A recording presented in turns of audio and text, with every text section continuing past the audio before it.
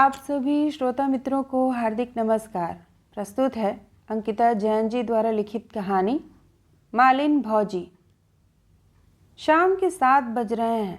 दिसंबर के महीने के हवाले से बाहर रात का घेराव शुरू होने लगा है और अंदर थानेदार की घूरती निगाहों के बीच मेरा। जिंदगी में पहली बार पुलिस स्टेशन आया हूँ। अंदर घुसने से पहले अंदर घुसने के बारे में देर तक सोचता रहा। फिर लगा ये उस औरत की खोज खबर का आखिरी जरिया है जिसके घर में मैं 5 साल से रह रहा हूँ। फर्ज बनता है।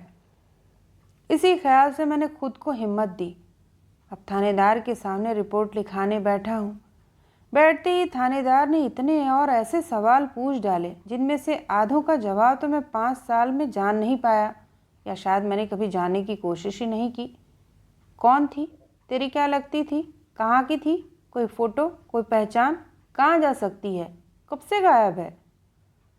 सवाल पूछने के बाद थानेदार ने अपनी निगाहें मुझ पर टिका दी हैं और मैंने अपनी चप्पलों पर।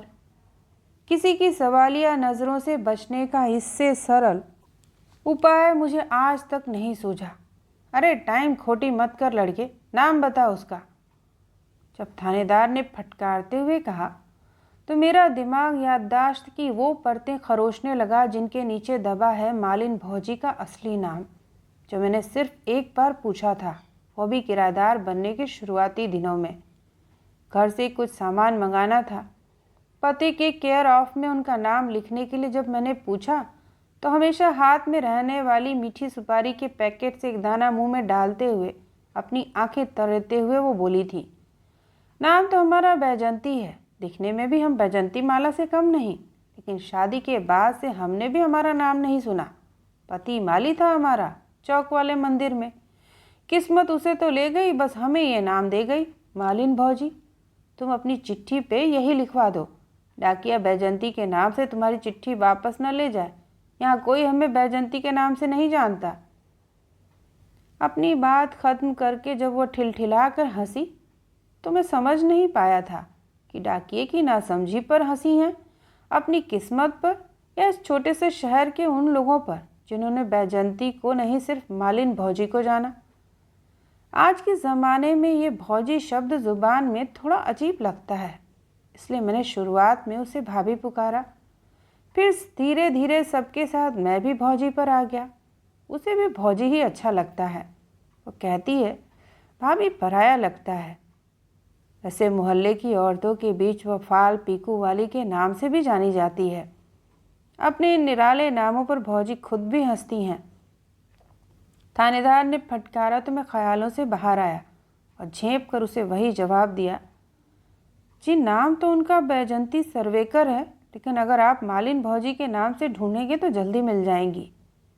मेरे इतना कहने पर थानेदार ने मुझे वैसी ही नज़रों से घूरा जैसे किसी कुत्ते को घूरते हैं जब वो अलसाया हुआ सा सड़क पर सोने की फिराक में लेटता है और किसी गुजर रही बिल्ली को मार खाने की जगह उसे धुतकार कर भगा देता है, सिर्फ इसलिए कि उसका उठने का मन नहीं है। नाम के बाद थानेदार ने रिश्ता पूछा तो फिर मेरी नज़रें चप्पलों पर अटक गईं। मैंने थानेदार की तरफ देखे बिना ही कहा, जी मैं उनके यहाँ किराए से रहता हूँ। मेरे इतना कहने पर थानेदार ने वही कहा जिसकी मुझे उम्मीद थी, तो तू क्यों आया? कोई परिवार वाला नहीं है क्या? इस बात पर मैंने थानेदार को कोई जवाब नहीं दिया। देता भी क्या, मैंने खुद भी कभी मालिन भौजी के किसी रिश्तेदार को आते जाते नहीं देखा था। हाँ, एक बार मैंने उससे पूछा ज़रूर था कि आपके परिवार में कोई नहीं है क्या? उसका जवाब उसने ठंडी आह के साथ दिया था, परिवार है नहीं था। शादी के 2 साल बाद ही जब मैं विधवा हो गई तो ससुराल वालों ने रांड कहकर घर से निकाल दिया और मायके में भाई ने बोझ समझकर दोबारा पूछा नहीं। वो तो मैंने हिम्मत करके अपनी लड़ाई लड़ी, कोरट तक घसीटा अपने ससुराल वालन को और अपने हिस्से की ज़मीन जायदाद लेकर अलग हो गई। बस तभी से ये घर मेरा और मैं इसकी। मालिन भौजी जिसे अपनी ज़मीन जायदाद कहती हैं, उसके नाम पर सिर्फ 2 कमरे और एक आंगन का कच्चा पक्का घर है। 2 में से एक कमरा उसका है जिसकी छत खपरेल वाली है और ज़मीन मोज़ेक। दूसरा कमरा वह जिसमें मैं रहता हूँ, वो पूरा पक्का है, छत भी और ज़मीन भी। रसोई के नाम पर आंगन के एक कोने में छप्पर डलवा रखा है, जहाँ भौजी कभी खुले में रखी गैस पर दूध चाटती बिल्ली को भगाती हैं, तो कभी बारिश के चलते गैस ही अंदर ले आती हैं। आंगन के दूसरे कोने में डला है उसका पुराना लोहे का झूला, ये भी बंटवारे में मिला था, अब मरम्मत मांगता है। मुझे कई बार डर लगता है, अब भौजी मुझे उस पर बैठने के लिए कहती हैं। वज़न ना झेल पाया तो झूले के साथ साथ अपनी कमर की भी मरम्मत करानी पड़ेगी। मरम्मत तो वैसे पूरा घर ही मांगता है, लेकिन वो हर दिवाली सिर्फ किराएदार के कमरे को पुतवाती हैं। अपने कमरे की दरारें, दीवारों से रंग की उखड़ती पपड़ियाँ उसे अच्छी लगती हैं, ऐसा वो कहती हैं। कोई भी नहीं उसके घर परिवार में, न कोई कभी मिलने आया।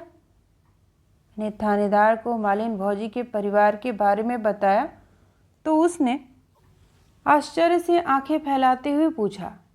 मैंने जवाब में सिर्फ जी नहीं कहा तो ये छिपाते हुए एक वकील साहब हैं जो अक्सर उनसे मिलने आते हैं। उन्होंने ही सालों पहले उनके बंटवारे का केस लड़ा था। वकील साहब से अपने रिश्ते को मालिन भौजी तो दोस्ती और हमदर्दी का रिश्ता कहती हैं, लेकिन आस पड़ोस वाले इस रिश्ते को वही नाम देते हैं जो एक विधवा अकेली औरत के किसी पराये मर्द के साथ बनते ताल्लुकात के बाद दिया जाता है। हाँ, अगर कोई मुझसे पूछे तो मैं 5 सालों से इस बात का गवाह रहा हूँ कि उस रिश्ते की पाक नीयत की गवाही भी दे सकता हूँ। यह और बात है कि लोग मेरे उस गवाही पर भी सवालिया नज़र गड़ाकर मुझे ही अपने लपेटे में लेने लगे थे, इसलिए मैं अपनी इज्जत बचाने के चक्कर में लोगों के सामने खासकर उस बात के लिए अब चुप रह जाता हूँ। जब बात अपनी इज्जत की आती है तो आदमी कायर हो ही जाता है। आज थानेदार के सामने भी मैं कायर हो गया हूँ, ये सोचकर कि थानेदार भी वकील साहब के चक्कर में मालिन भौजी की कोई पूर्वाग्रह से ग्रसित छवि न बना ले। वैसे वकील साहब का जिक्र न करने की एक वजह यह भी है कि खुदा न खास्ता अगर वकील साहब की कोई पुरानी दुश्मनी थानेदार से हुई तो मालिन भौजी का पता लगना नामुमकिन हो जाएगा। मैंने देखा है कि क्राइम वाले वकीलों की अक्सर थानेदारों से नहीं बनती। अरे पांडे, इसे हटाओ यार यहाँ से, 1 घंटे से एक ही जवाब दे रहा है। मुझे फिर से चुप देखकर थानेदार ने मुझे हवलदार के हवाले कर दिया और खुद किसी कागज़ पत्तर में उलझ गया। किसी थानेदार को इस तरह मसरूफ़ पहली बार देख रहा हूँ। आज से पहले तो टीवी अखबारों में ही देखा था, वो भी खुली शर्ट में आधी बनियान दिखाते हुए, कान खुजाते हुए या बेवजह लोगों को परेशान करते हुए। खैर, थानेदार के बाद अब मैं हवलदार के सामने बैठा हूँ, लेकिन नज़रें अब भी अपनी चप्पलों पर ही गड़ी हैं।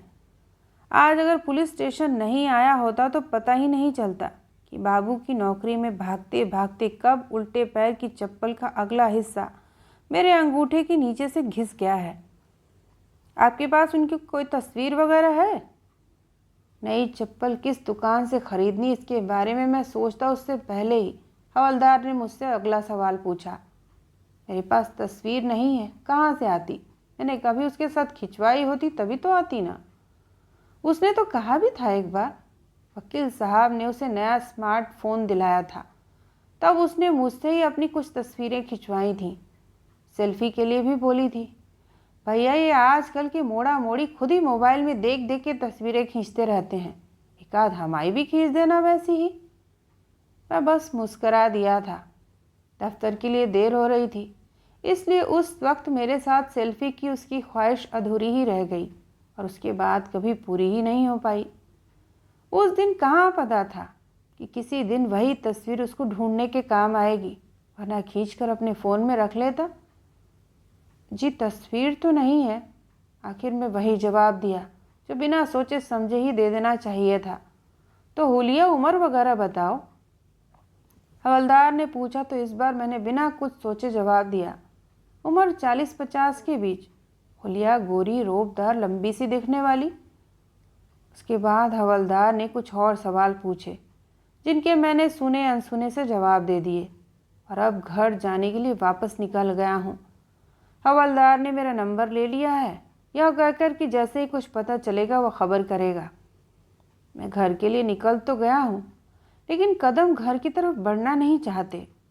वो जानते हैं कि खाली घर देखकर रोज की तरह आंगन में अपने झूले पर बैठी अपनी पुरानी किताब को पढ़ती मालिन भौजी को न पाकर मेरा मन दुखी हो जाएगा। समझदार कदम खुद ब खुद जिला पुस्तकालय की तरफ मुड़ गए हैं, जहाँ से मैं उसके लिए अक्सर हिंदी की पुरानी किताबें लाया करता हूँ। रात 9 बजे बंद होने वाली लाइब्रेरी के छोटे से हॉल में 8 बजे उतना ही सन्नाटा है जितना मुझे चाहिए। उन कुछ सवालों के बारे में फिर से सोचने के लिए जो थाने में मुझसे पूछे गए और जिनके मैं आधे अधूरे जवाब देकर आया हूँ। वैसे उन सवालों के सच को पूरा करूँगा तो मालिन भौजी एक कहानी बन जाएंगी। सच में मेरे लिए वो कभी किसी कहानी की तरह ही रही हैं। मैं पुरानी फिल्मों का शौकीन हूँ, इसलिए मुझे मालिन भौजी की हर हरकत में पुराने सिनेमा की कोई कहानी, कोई कैरेक्टर दिखाई देने लगता है। कभी वो मुझे सासू जी तूने मेरी कदर न जानी वाली रेखा की याद दिलाती हैं, तो कभी 1991 की रजित कपूर वाली दत्तक फिल्म की। और मेरा मन कहता है कि मैं भी उसे गोद ले लूं। अगर कोई गाना या गुलजार की नज़्म मानूं तो उसकी कहानी चिलचिलाती धूप में अचानक हुई बारिश की तरह है, जिसमें आंगन भीग जाता है, बगीचे में खिले हुए सुर्ख लाल गुलाब के उस जात बाहर किए पत्ते की तरह जो पीला रह जाता है, ताजे हरे चने की डाली के उस एक चने की तरह जिसे सूखा होने पर छिलकों के साथ रख दिया जाता है और हर हफ्ते डाई करने के बाद भी उसकी मांग के उस एक सफ़ेद बाल की तरह जो झांक झांक कर उसे उसकी उम्र दिखाता रहता है। फिर भी न उसकी उम्र बढ़ती है न दिल की निरस्ता। अपने सफ़ेद बाल की तरफ से वो मुझसे कहती है, अरे तेरे बालों को टटोलूंगी तो तेरे मुझसे ज़्यादा सफ़ेद निकलेंगे, उस हिसाब से तो मैं तुझसे जवान हुई। वह आज भी उतनी ही मन की रसीली हैं जितनी 16वें साल में हुआ करती होंगी। जिन लोगों को पता नहीं, वह उसके रहन सहन से यह नहीं कह सकते कि वह विधवा है। वैसे विधवाओं को सामान्य औरतों की जात से बाहर करके सिर्फ सफ़ेद रंग लपेटने की प्रथा मेरी समझ से हमेशा बाहर ही रही है। जो चला गया उसके नाम पर सारी जिंदगी बैरंग लिफाफे की तरह यहाँ से वहाँ दूसरों के सहारे दर दर भटकते रहने का यह तर्क मेरी समझ से परे है। मालिन भौजी भी कहती हैं, गुजरने वाले को याद करना और उसकी याद में ज़िंदगी अपने ही हाथों से दफना देना, ये दो अलग अलग बातें हैं। उन्हें आज भी समाज के नाम पर थू थू करके एक कर दिया जाता है। इसलिए जब भी ऐसी बातें निकलती हैं तो वो अकड़ से कहती हैं, क्यों, रंगीन होने का हक सिर्फ मर्दों को होता है क्या? मैं आज भी प्रेम महसूस करती हूँ। और तू सुन ले, मेरी लाश को अगर तूने सजा संवार कर नहीं जलाया तो तू नरक में जाएगा। न जाने अपनी कितनी ही बातों में कितनी ही बार अपने दाह संस्कार का हवाला देकर उसने मुझे अपना बेटा बना लिया है, जैसे मैं सारी जिंदगी उसका किराएदार बनकर रहने वाला हूँ। वैसे भौजी की एक बात और है जो मुझे उसके दिलचस्प कैरेक्टर से बेहद जुड़ा हुआ रखती है, उसका पढ़ने लिखने का शौक। पति, पैसा, घर परिवार न सही, लेकिन एक चीज़ है उसके पास, वो पढ़ना लिखना जानती है। गांव की पुरानी औरतों में ये कमी देखने को मिलता है, लेकिन मालिन भौजी 8वीं तक पढ़ी हैं और किस्से कहानियों की शौकीन हैं। अपने झूले पर बैठकर मुझसे मंगा मंगा कर हिंदी की किताबें पढ़ती रहती हैं और कई सारी कविता कहानियों से अपनी डायरी भरती रहती हैं। अपनी लिखाई सुनाने के लिए कभी कभी वो मुझसे जो 5 रुपये ले लिया करती हैं, फाल पीको के अलावा उसे भी वो अपनी मेहनत की कमाई मानती हैं और लड़ झगड़ कर उस मकान को हासिल करने के बाद इसमें रहने वाले किराएदारों से जो पैसे मिलते हैं उसे हराम की। उस दिन उसने मुझसे ये बात कही थी, मुझे इसका कारण समझ में नहीं आया, लेकिन इस बारे में कुछ और पूछने का उस दिन माहौल नहीं था। उस दिन तो वो अपनी डायरी खोलकर बैठी थी, अपने कुछ पीले पड़ चुके पन्नों पर हाथ फेर फेर कर मुझे वह सब सुना बता रही थी जो शायद उसने अरसे पहले लिखा था और जिया भी। क्या चाहती हूँ मैं ज़िंदगी तुझसे, शायद एक बारिश की शाम जो हो मेरे और सनम के नाम, या एक धारदार खंजर जो मिटा दे मेरे हारे मंजर, या फिर कोई गोदी जो भीगी हो मेरी शिकायतों के आंसुओं से, या मेरी खिड़की के सामने कोई खिलता गुलाब जो आज़ाद हो मुरझाने की हर जिद से।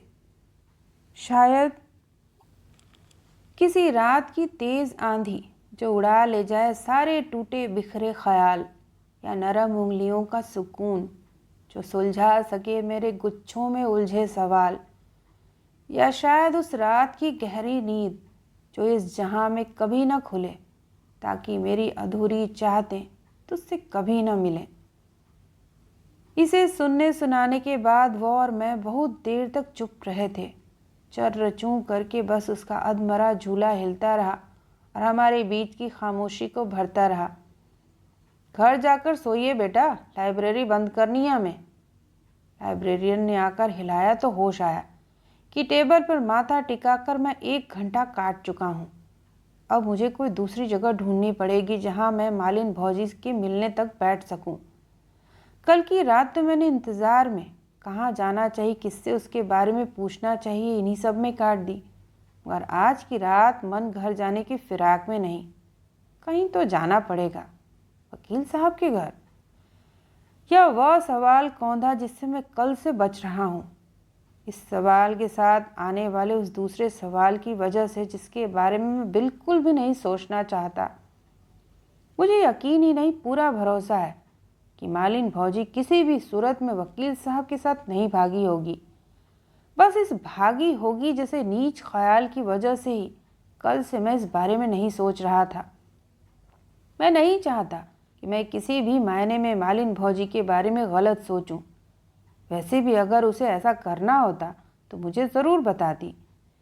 इतना रिश्ता तो था हमारे बीच। ये ख्याल मन में आते ही मुझसे मन ने पूछा, वाकई था क्या? मुझे नहीं लगता। मन ने फटकारा, पिछले 5 सालों में अपने दफ्तर से घर आने के बाद कमरे के बाहर बने बाथरूम में हाथ मुंह धोते समय जो तुम दोनों एक दूसरे की खबर ले लेते थे, उससे रिश्ता बनता है क्या? और कभी जब भौजी ज़बरदस्ती मुझे खाने पर बुला लेती थी, खुद ही कुरेद कुरेद कर मेरी ज़िंदगी के बारे में पूछती थी, उससे रिश्ता बनता है क्या? तूने तो कभी उससे उसके बारे में नहीं पूछा, बस गूंगा बना सब देखता रहता था।